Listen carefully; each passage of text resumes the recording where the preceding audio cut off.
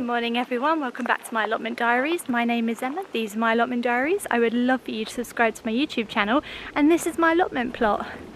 It's based in South London and it is now August and it's looking not quite as good as it normally does in August actually, I've got to be honest. Normally at this time of year it's all a bit more up here, and this year it seems to be a bit down there, and there's kind of two reasons for that. Firstly, I haven't had the time to be able to dedicate to my allotment plot, and secondly, I've downsized it a little bit this year, sort of half on purpose and half by accident. So when things sort of didn't work and died, instead of like massively like re-sowing it all and desperately trying to do it again, I kind of just left it and said, oh, you know what, I could do without that anyway. Either it grew or it didn't, and I've kind of had that attitude this year.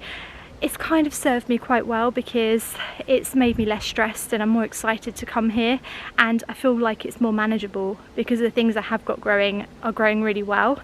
But at the same time I do miss it. I miss having a lot growing, so it's definitely a learning experience. It's my third year here and I'm just trying to figure out like how to grow and what I like to grow and how I like my plot to be. So it's always a learning experience. There's always going to be someone with a better plot than you, but you know, comparison is the thief of joy. Couple of things that are quite exciting this morning actually as I'm down here by the polytunnel, I'll go in there first. So this is my lovely polytunnel, and in here I am growing, I don't know what happened to my voice then, polytunnel. I've got an absolute forest of tomato plants, and then down here I've sown some radishes, but I don't know what they're going to do. Apparently they don't like heat, and we're about to have another heat wave, and I put them in a polytunnel, so obviously all the no's on that. But look at the tomatoes, they are just going so red, and I'm happy to say that my favourite tomato, and the one that I have been waiting for, has gone red, and I think he is ready to pick today. I have been so excited about this tomato because it's just one of the biggest tomatoes that I've ever grown, and I can't remember the variety of it. I think it's blue something, blue Koya or something, I don't know, but it's the biggest variety I've ever grown, and it's actually the smallest tomato plant, which just goes to show that size doesn't always matter when it comes to the size of the tomato. It's definitely one of my smallest tomato plants. You can see these ones here, these are absolutely massive, I mean falling over because the sticks I put in were too flimsy. But this one is really small, and yet there he is with his sort of traffic light looking massive tomatoes. So I'm going to pick one of those today. Over here, I just want to show you, these are cherry tomatoes. Look how red and shiny they are. They're just the shiniest little balls of joy I've ever grown in my life. Balls of joy, my goodness. Tomatoes have just been such a massive success for me this year, and I wasn't expecting it. I kind of whacked them all in and just thought, oh, they'll do what they do. And there we go. And they've just done amazing, and that seems to be anything that I don't think is going to do well, or I just whack in and don't think about, tends to do really well at my plot, and I don't know why.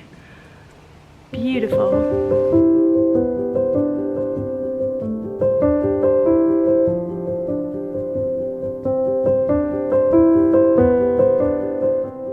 Now, the second thing that I really wanted to show you today, which I am buzzing about, is that my one pumpkin plant that has actually decided to do well and grow over my archway is going for it full force, is looking incredible. I'm so grateful that one pumpkin plant decided to grow, and it is one out of about 11 that I planted in total. But here he is, isn't he a beast? Look at this absolute beauty going right up my archway.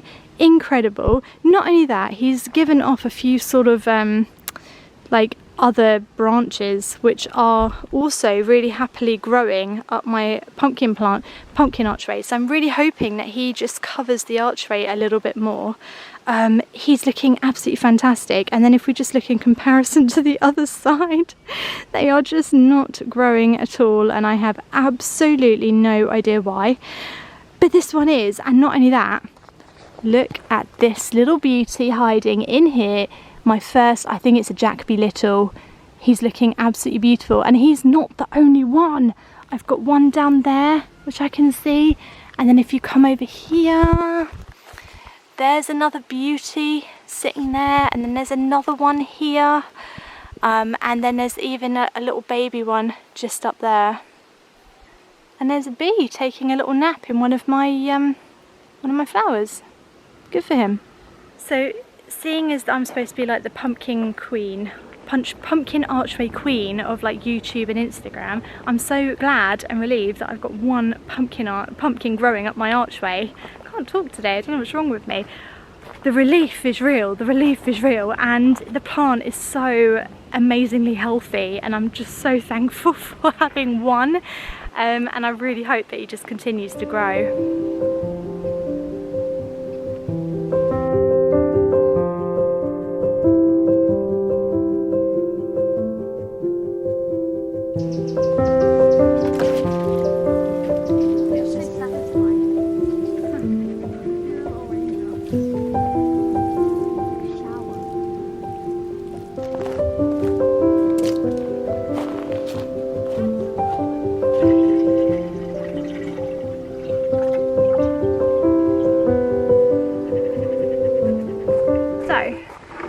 Obviously, only 1 out of 6 of my tomato plants that are planted there are actually growing.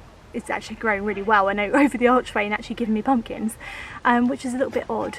But a lot of you said that maybe I should just try feeding it. So today I'm going to feed it, and I'm going to give it tomato feed. Now tomato feed is supposed to be really good for feeding the roots and the actual fruit of a plant, and it can be used on other things like pumpkins and stuff, and marrows and courgettes and stuff, and it's supposed to feed the actual fruit.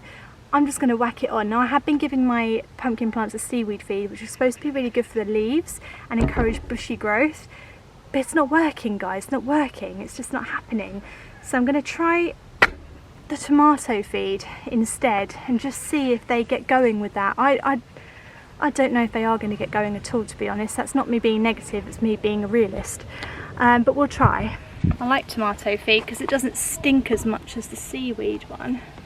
Seaweed one can really stink. So I've got about 10 litres in there. I'll try and actually read the instructions. 2 lots of 20. Oh my gosh. So 40. Okay. That's so weird. I might just do a bit more, just give them a really good feed. That looks like soy sauce. It does. It doesn't really smell of anything though, and that's what I like about it. The seaweed one stinks. Whoa. Like if you get the seaweed feed on you, you are a goner. Like you have to throw away your clothes. You just don't come out, you just stink of fish. But this one doesn't smell, so I approve. Oh my god!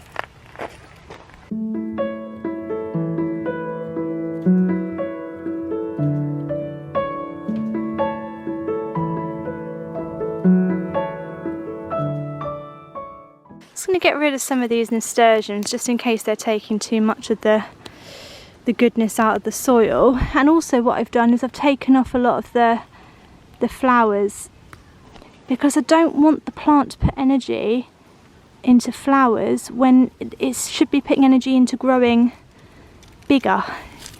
Does that make sense? So what I've done is I've taken off a lot of the flowers, and also I'll take off these lower leaves that have died. I just want to force the plant to put energy into growing. That's what I want to do. A lot of time when you're growing something, you learn more when things go wrong and when things don't just randomly grow really big. But actually, if you can't figure out what's stopping it from growing, then it's really difficult to learn anything. And what I've learned is that they just are not growing, and that's it. Like, I can't figure it out. So I'm trying all sorts of different things to get them to grow. And we'll just have to wait and see if they get going. Maybe they will in this heat wave that's coming, I don't know. The thing is that the leaves are really green.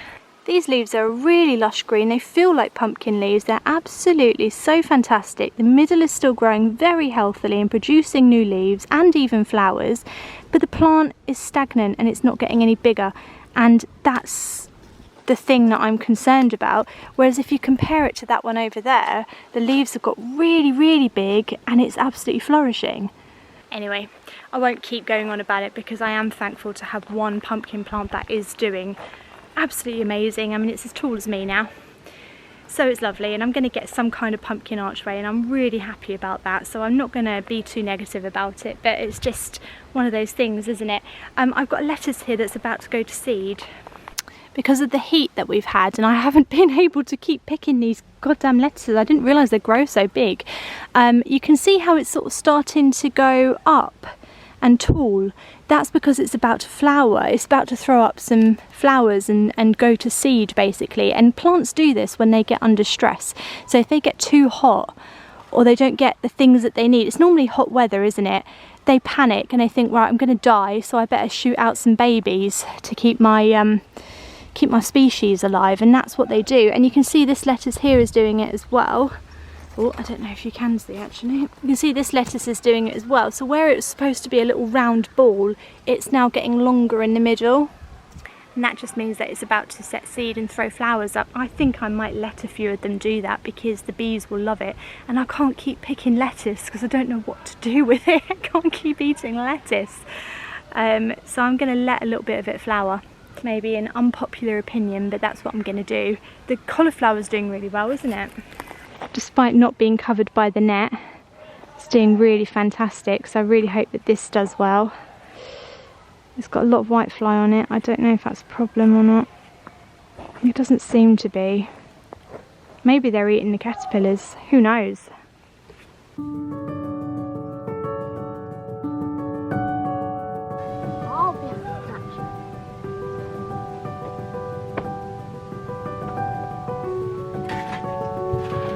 Found some magic beans in my shed. Okay, they're not magic beans, but they are quite magical. So these are runner beans, and they're actually a variety of runner bean called a moonlight variety. And now the runner beans are exactly the same, so don't get too excited. They literally taste exactly the same as runner beans. But the flowers, instead of being red, are white, and the seeds are white instead of red. I've got the packet here. There they are, runner bean, moonlight variety, and they're stringless pods. So you know sometimes when you eat a runner bean and it's got that string running down it, which gets a bit chewy and stuff. So if you let your beans go a little bit too far, like they grow for too long, they can be quite tough and stringy. Well, these are stringless, and I found that even if you leave them a little bit too long, when you cook them, they are not stringy or chewy at all. They're really, really nice variety of runner bean. I just picked these up in B&Q ages ago. Now, it does say that harvesting should be now. I think we're going to have a warm autumn, guys. I really just do. I just don't see how the planet is going to cool down that quickly, like ever. So I'm going to whack some of these in around my archway, and I'm going to grow them. And if I don't get pumpkin arch, I'm going to get runner bean arch, and that's what I'm going to do. No idea if they'll grow. I think they will. Let's hope that they grow big enough to go over my archway. Let's whack them in. Let's just whack them in. That's all you can do sometimes. I'm going to whack these in.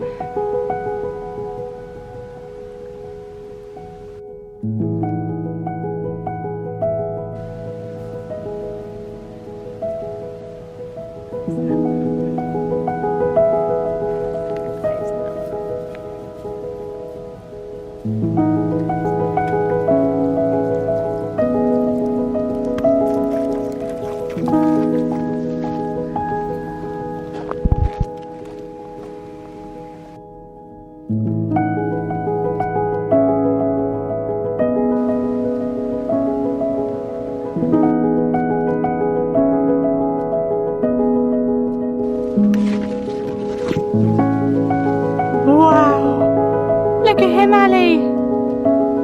This is by far the biggest tomato I have ever managed to grow. Are you proud of me? Yes. I'm proud of me. I can't believe it. And all the tomatoes in here are looking so fabulous. So we're going to take him home and eat him, basically. That's what we're going to do, aren't we, Az? Yeah, very yummy. Oh, he smells absolutely amazing. Oh, I love that. That's Yeah, a really good smell. so good. Right, let's get him home and let's eat him and see what he tastes like. So our job here is done. Let's head home.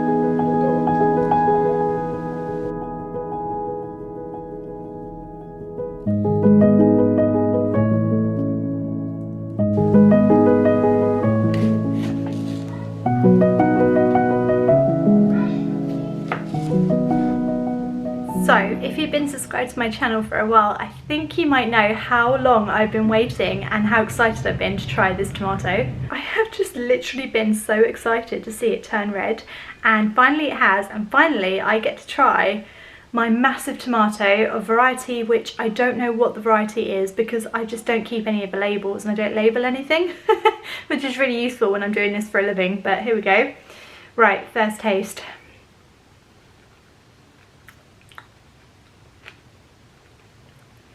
Oh my goodness, it does not disappoint.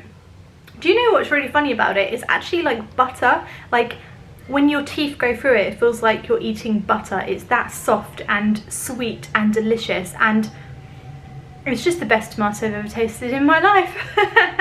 I can't wait for the rest of them to turn red. I'm gonna make something with the rest of them, but this one I just want to eat, and yeah, that did not disappoint. That is absolutely delicious. I hope that your plots are going really well and your tomatoes are all growing if you're growing them, and hopefully you're getting a pumpkin going over your archway too if you are joining along with my Let's Grow a Pumpkin Arch Grow Along thing. Finally, I've got a pumpkin growing. I'm so happy, and what a productive day at the plot. So I hope you enjoyed the vlog today, and if you did, do subscribe to my channel. I will see you in my next vlog, which will be on Wednesday. So I'll see you Wednesday, guys. Happy gardening. Bye.